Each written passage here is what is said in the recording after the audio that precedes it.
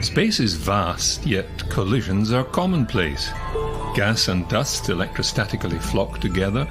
Gravity takes over, coalescing grains into rocks, rocks into boulders, then asteroids colliding again and again, striking planets and each other. Stars collide, creating monsters of light and energy. Even galaxies collide over millions of years. Space is a rough place to be.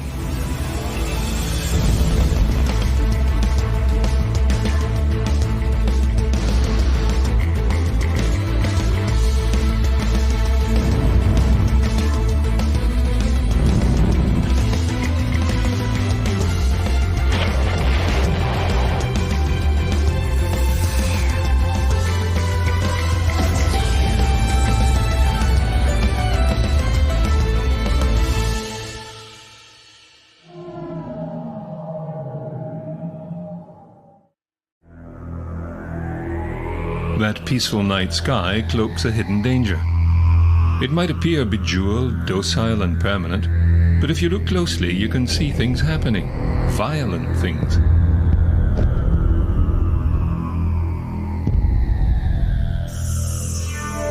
Stars engulfing planets and each other, protoplanets colliding, explosions rippling through gas clouds triggering the birth of young stars, black holes devouring everything in their path. Closer to home, a more immediate danger is the debris from the creation of our solar system, spinning about in a heliocentric orbit just waiting to bang into something like Earth. Collision avoidance is the name of the game, and we now have the technology to do something about it. Catalina Sky Survey and other survey programs are really sort of the start of the whole planetary protection ecosystem. It starts with discovery, goes on to follow-up and characterization, impact risk analysis, mitigation studies, but you can't follow up and you can't characterize and you can't calculate the impact risk of something you don't discover. In order to find a near-Earth asteroid, we take 4 images of a patch of sky separated by about 5 minutes. And we take those 4 images and we blink them really fast, and it creates this little animation so we can see that the stars in the background are static, as they should be, and if there's anything that's moving, it'll pop out. And our software compares those images and identifies things that are not moving, which are stars, and removes those, identifies things that are transient from frame to frame, and tries to link those up.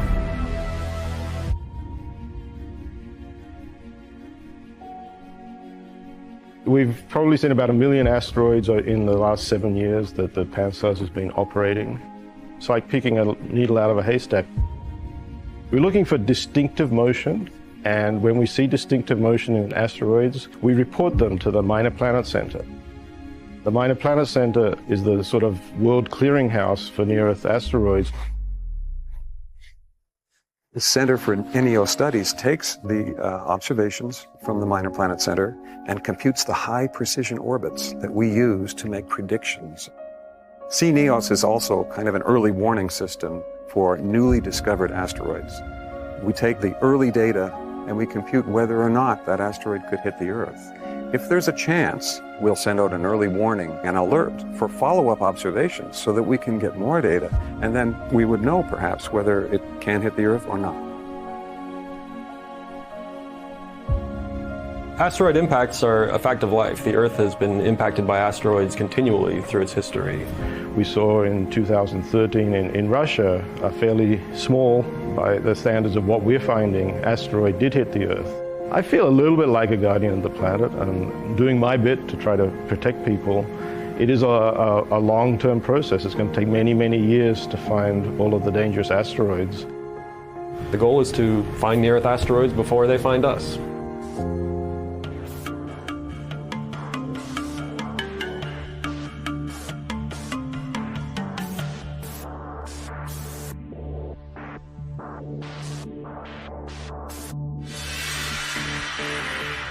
Having the right tools helps us look further away in greater detail.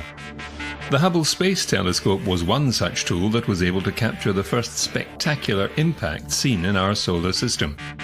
The Shoemaker-Levy 9 cometary fragments which struck Jupiter, leaving a surprising impression. Even more remarkable was the recent arrival of an interstellar object. It was a special day when this object was first discovered. We have been waiting for the discovery of an interstellar object for decades, basically. Well, when I first heard about this interstellar object, it was very exciting just from a scientific point of view that finally there's been an actual observation of such an object. This object is simply a piece of another solar system that was expelled, and it has been traveling through interstellar space for hundreds of millions of years, billions of years, we don't know. A number of our survey projects and other observatories immediately turned their telescopes to take observations of this object. From the observations we have so far, it looks like it's a very elongated object, maybe about a quarter mile in length. We think this object, 2017 U1, is very long, perhaps 400 meters or so long, and very narrow, skinny, perhaps maybe 40 meters or so in the other dimensions. That's a very unusual shape. We don't see that in our solar system. None of the asteroids in our solar system look like that. So it's very puzzling how it could have obtained this shape. We also see that it's very reddish in color, which indicates that it's been possibly in space a long time and irradiated by not only the light from our sun, but other suns as well. There's still quite a bit to learn about this interstellar object and limited time because it's on its way out of the solar system. It's fading very fast. It's a relatively small object, so it's very dim. But we are continuing to try to use NASA assets like the Hubble Space Telescope and Spitzer to take observations to determine more about its size and composition. NASA's Planetary Defense Coordination Office has a near-Earth object observations program which funds efforts that survey the skies to look for near-Earth asteroids and to calculate their orbits and their trajectories and to determine if any of them might pose a hazard to Earth. And as part of doing that, some amazing discoveries can happen, and the discovery of this interstellar object was one of them. As our observational capabilities improve, Pan-STARRS has been getting better, other surveys have been getting better. There are a new generation surveys that will come online. We will be detecting more of these in the future.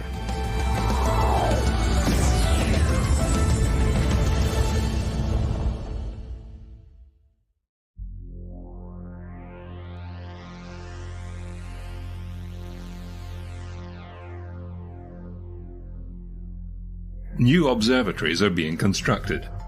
To be launched in the coming year, the James Webb Telescope will orbit at Earth's L2 Lagrange point 1.5 million miles from Earth, away from the Sun. Its low-temperature sensors will be shielded from the Sun, Earth and Moon. There are also 3 new ground-based observatories underway.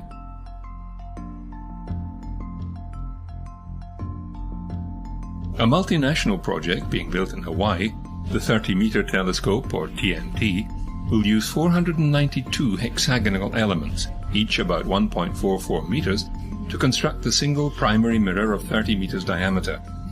The secondary mirror will be 3.1 meters in diameter.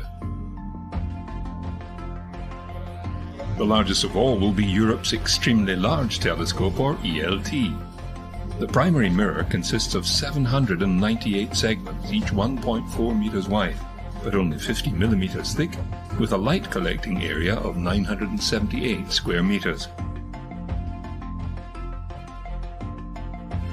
The optical design calls for an immense secondary mirror, 4 meters in diameter, bigger than the primary mirrors of any of ESO's telescopes at La Silla. Then there is the giant Magellan telescope, currently under construction in the Chilean Andes, which will be ready by 2022. It consists of 7 8.4 meter diameter mirrors, making a total effective aperture of 24.5 meters. Housed in a rotating 22-story high building, it will produce images 10 times sharper than Hubble, with a total collection area of 368 square meters. This is a project that we began in 2003. It was a small group of U.S. institutions and has now grown to an international project that includes Australia, Korea, Chile, and most recently Brazil. The next steps as we launch construction of this telescope are to build the mount, the steel mount that will hold the mirrors for the telescope, to build the enclosure, which is a 22-story building that has to rotate to allow you to move to different parts of the sky as you're looking out with the telescope. It's a new epoch in the field of astronomy. It's a new epoch for cosmology, astrophysics, and the history of the universe. And so we'll be able to see things further and fainter than anyone has ever seen before. It just takes us to that next level of technical capability, and these technical leaps are what enable new discoveries. The first 4 giant mirrors for Magellan have been manufactured. Number 5 is underway, as is construction at the site in the Chilean Andes.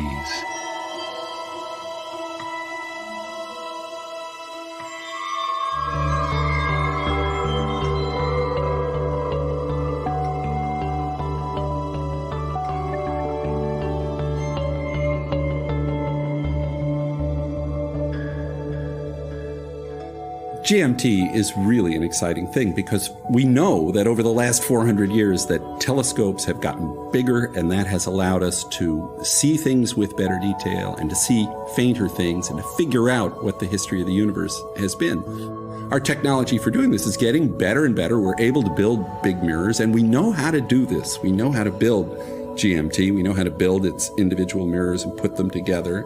We know that when you build a telescope view, and the GMT will have a view that is 10 times sharper than the Hubble Space Telescope.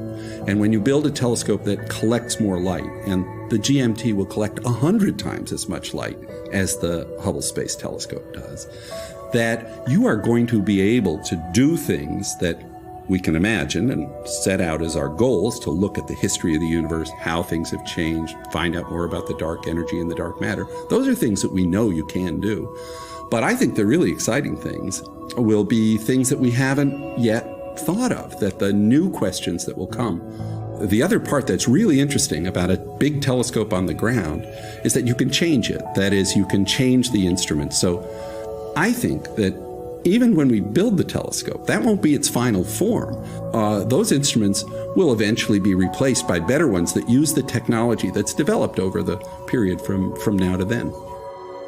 We know that the universe has changed from a very homogeneous kind of goo at the time of the Big Bang into a highly differentiated world where there are planets, stars, galaxies, clusters of galaxies. The universe has gotten kind of interesting and complicated through the action of gravity over time. We'd like to see how that works. And by looking at what happened long ago, which means looking at very distant, very faint galaxies, and looking in detail, which means having the resolution to kind of really see what's going on. No doubt revealing cosmic collisions far back in time and space.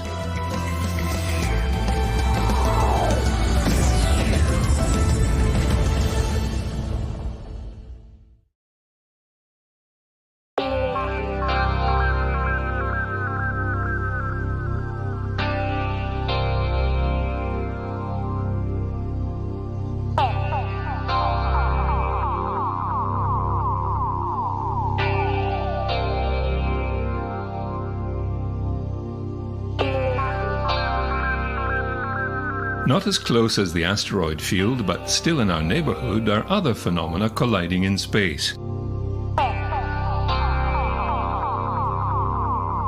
Out beyond the edge of our galaxy, the Milky Way is a cloud of hydrogen gas called Smith's Cloud, after its 1963 discoverer, Gale Smith. It is traveling at 312 kilometers per second, and is about to collide into the Perseus arm of our galaxy. Well, in 27 million years or so.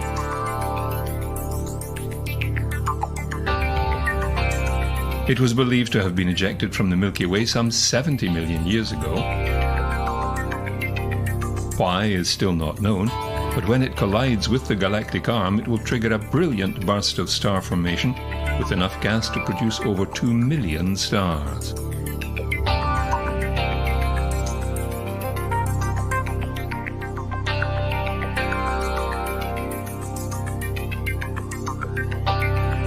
Another major event to occur soon is in the heart of our galaxy, where a supermassive black hole resides.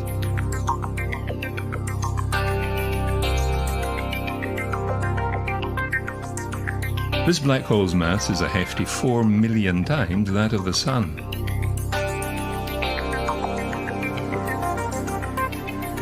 ESO telescopes have been tracking the motion of stars around the giant black hole for 20 years.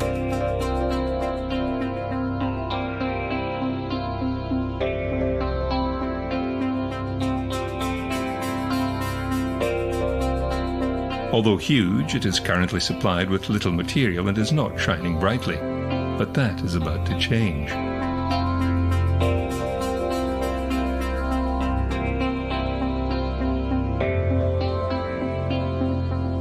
Recently, they have discovered a cloud of gas traveling towards the gravity sinkhole on a collision course.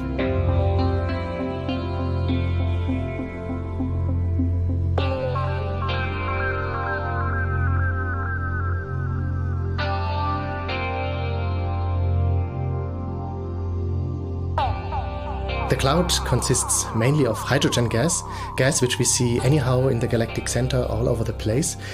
This particular cloud weighs more or less 3 times the mass of Earth, so it's a rather small and tiny blob only, but it glows very brightly in the light of the stars which are surrounding the cloud. We really don't know where the cloud came from, but we do know that most of the material which is currently flowing into the galactic center black hole comes from stellar winds, material which is ejected by nearby stars. And could be that this particular cloud also was coming from a star ejecting material, but happened to produce a very compact and directed right at the black hole. Well, the next few years will be really fantastic and exciting because we are probing new territory. Here this cloud comes in, gets disrupted, but now it will begin to interact with the hot gas right around the black hole. We have never seen this before. We expect it gets hotter. It may even start emitting X-rays, very hard radiation, and then it gets disrupted, and then in the end we expect it to fall into the black hole once it's sort of going through all of this churning. As the astronomers watched, the cloud has been picking up pace as it gets closer to the giant black hole. Its speed has doubled in the last 7 years, and it is now speeding towards the black hole at more than 8 million kilometers an hour. The astronomers have already seen the cloud's outer layers becoming more and more disrupted over the last few years as it approaches the black hole. The black hole, imagine it sitting here, has a tremendous gravitational force, and the cloud, as it comes in, it will be elongated and stretched. It will become essentially like spaghetti.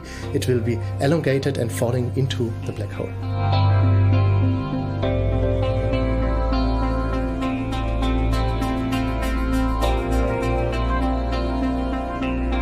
Observations of other massive black holes at the center of galaxies have revealed many varied phenomena. One galaxy's supermassive black hole is emitting a powerful outflow of material and, to the surprise of astronomers, is forming stars.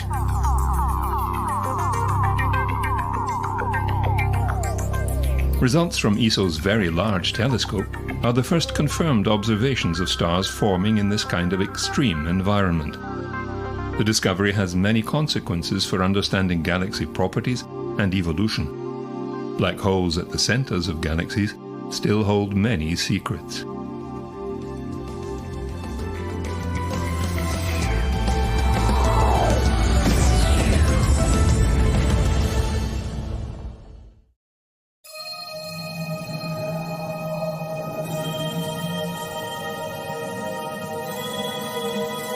Galaxies are the building blocks of the universe. The giant galaxies we see today, even our own, were built up from many smaller galaxies, and construction isn't over.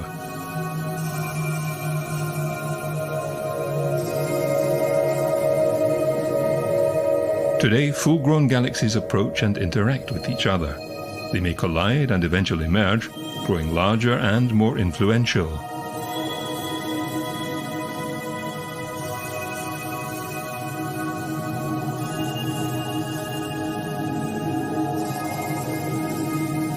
As the galaxies approach each other, the tug of gravity creates tides that distort their shapes. Stars and gas stream into new orbits. Sometimes they're completely ejected, trailing into the depths of intergalactic space. Clouds of gas are compressed in the chaos and ignite with intense rounds of new star formation.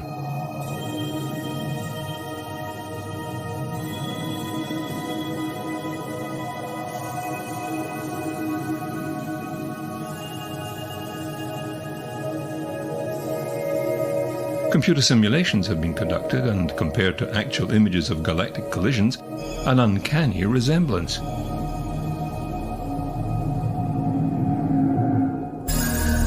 Because stars create most of the chemical elements, each galaxy has a particular chemical makeup. This makes identifying groups of stars from different galaxies easier. This infrared image of our sky shows our point of view of the Milky Way, 500 million stars. Most are in our galaxy, some belong to companion galaxies that orbit our Milky Way, and some are in between. Astronomers have discovered that some groups of stars belong to a different galaxy called the Sagittarius Dwarf Elliptical, and the Milky Way is cannibalizing it.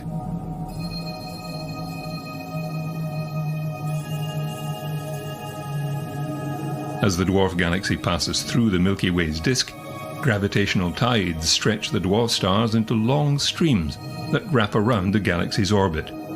For the dwarf, it's a fatal attraction. For the Milky Way, just another one of several similar events in its history.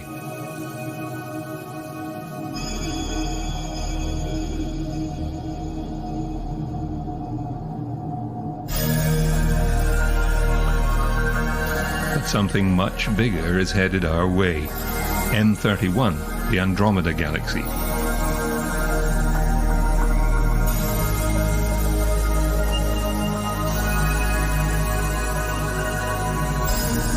This is the Milky Way's biggest neighbor, of roughly the same size, mass and type, and it is speeding towards us.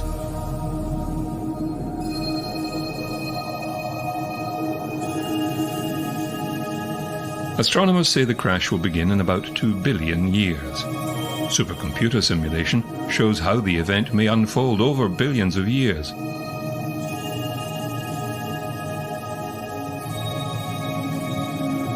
The first path distorts the two great spirals. Stars are tossed into the intergalactic night like sparks thrown from a campfire, and our sun, complete with planets in tow, could be similarly ejected.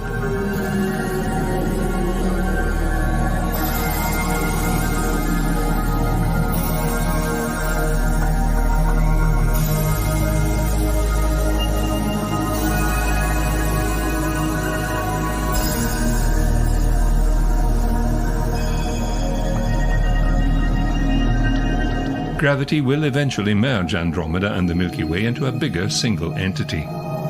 With a new generation of telescopes looking skyward, we are sure to discover more dangers lurking in the heavens, though fortunately for us, they are millions or billions of years in time and distance away.